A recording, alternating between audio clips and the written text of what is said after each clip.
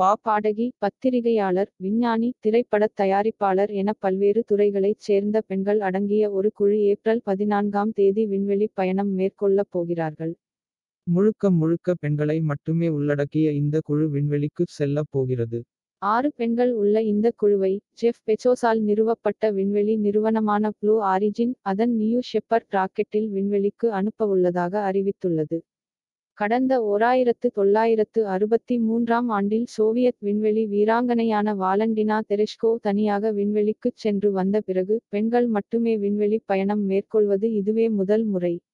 இந்த குழுவில் பாடகியான Katy Perry, செய்தியாளர் கேல் கிங், சிவில் உரிமைகள் வழக்கறிஞர் அமாண்டா நுயென், நாசாவின் முன்னாள் ராக்கெட் விஞ்ஞானி ஆயிஷா போவே, திரைப்பட தயாரிப்பாளர் கேரியன் ஃபிலின் ஆகியோர் இடம் பெற்றுள்ளனர். இவர்களுடன் 6வது பெண்ணாக, இந்த குழுவை வழிநடத்தப் போகிறவரும் ஜெஃப் பெசோஸின் காதலியுமான லாரன் சான்செஸ் பயணிக்கவுள்ளார். இவர்கள் பூமிக்கும் விண்வெளிக்கும் இடையே பூமியின் வளிமண்டலத்துக்கு அப்பால் நிர்ணயிக்கப்பட்டுள்ள ஒரு கற்பனை எல்லைக்கோடான கார்மன் கோட்டை கடந்து செல்வார்கள்.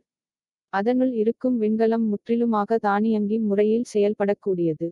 அதாவது, விண்கலத்தை இயக்குவதற்கென அதனுள்ளே யாரும் இருக்க மாட்டார்கள்.